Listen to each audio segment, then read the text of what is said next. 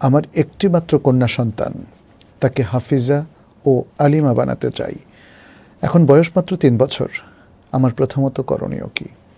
ধন্যবাদ ভাই মাহবুব, আপনি আপনার কলিজার টুকরা সন্তানকে দ্বীনি শিক্ষা দিতে চান, কোরআনের শিক্ষা দিতে চান।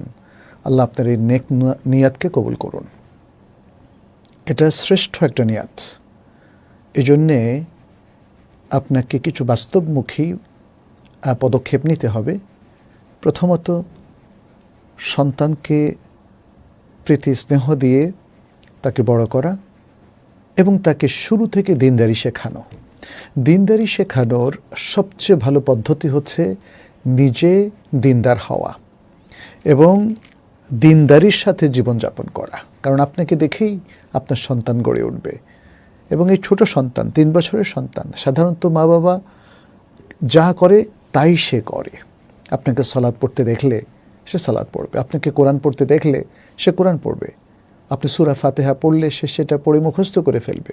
আপনি ইখলাস ওকে যদি শোনান, সূরাতুল ইখলাস, সে সেটা মুখস্থ করে ফেলবে, ছোট ছোট সূরাগুলো।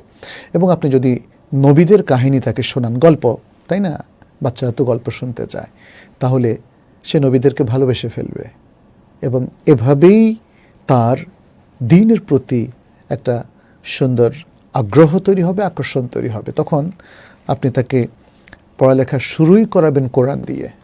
যে কোনো মুসলিম শিশু কোরআন দিয়েই তার সকল পড়াশোনার হাতে খড়িয়ে হবে এবং মা বাবাও তাকে তাই করবে। তাকে ছোট ছোট সূরা, শুরুতে আউযু বিল্লাহি মিনাশ শাইতানির রাজিম, বিসমিল্লাহির রহমানির রহিম, এগুলো শেখাবে। এবং আপনি বলেছেন আপনি তাকে আলিমা বানাতে চান, তাহলে তার জন্যে আপনি একটা সুন্দর পরিবেশযুক্ত প্রতিষ্ঠান খুঁজে নেবেন। এবং সবচেয়ে ভালো হয় যদি সেটা বালিকা মাদ্রাসা হয়। আনফর্চুনেটলি আমাদের অধিকাংশ শিক্ষা প্রতিষ্ঠানই খুব দুর্বল এবং নানা অভাবে জর্জরিত, এবং শিক্ষক হিসাবেও আমরা খুব ভালো রিসোর্স পাই না।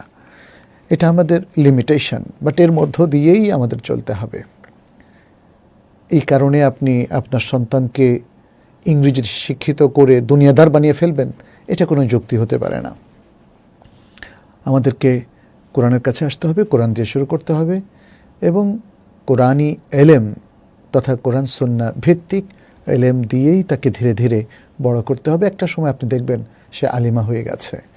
আমাদের ইসলামের ইতিহাসে কত মহিয়সী নারী আমরা পাই, সেই নবী সাল্লাল্লাহু আলাইহি ওয়াসাল্লামের স্ত্রীদের থেকে শুরু করে আয়েশা রাদিয়াল্লাহু তাআলা আনহা, উম্মে সালামা রাদিয়াল্লাহু তাআলা আনহা সহ কত ইন্টালেকচুয়াল এবং অত্যন্ত বড় ধরনের পণ্ডিত নারী ইতিহাস দেখেছে।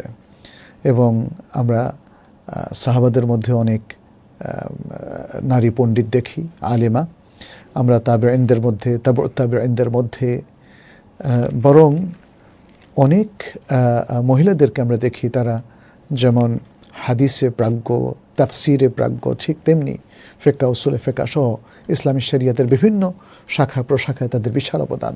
এতে বোঝা যায় যে আমাদের নারীরাও দ্বীনি শিক্ষায় শুধু শিক্ষিত হওয়া নয়, তারা পাণ্ডিত্য অর্জন করতে পারে এবং তারা মুফতিও হতে পারে, তারা ফাকিহ হতে পারে, তারা মুফাসসির হতে পারে, মুহাদ্দিস হতে পারে। তবে যোগ্যতা লাগবে, শুধু লকব গ্রহণ করলে হবে না, আমাদেরকে অবশ্যই যোগ্যতা অর্জন করতে হবে।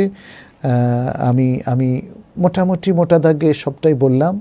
তবে আপনি অবশ্যই সাংঘর্ষিক কোনো প্রতিষ্ঠানে সন্তানকে ভর্তি করাবেন না এবং আপনার সন্তানের তারবিয়াতের জন্য পরিবেশ খুব জরুরি। তাকে সুন্দর পরিবেশ আপনার পরিবারের মধ্যেও দিতে হবে এবং একটা সুন্দর প্রতিষ্ঠান খুঁজে নিতে হবে যেখানে অন্তত পক্ষে পরিবেশটা ভালো এবং খারাপ কিছু সেখানে নেই। হয়তো শিখবে কম, সেক্ষেত্রে আপনাকে এবং আপনার স্ত্রীকে একজন ভালো শিক্ষকের ভূমিকায় থাকতে হবে এবং ভূমিকা পালন করতে হবে। আমি আবারও দোয়া করছি আল্লাহ যেন আপনার সন্তানকে হাফেজাতুল কোরআন বানিয়ে দেয় এবং তাকে একজন বিজ্ঞ, প্রাজ্ঞ, বিচক্ষণ আলিমা বানিয়ে দেয়। আমিন।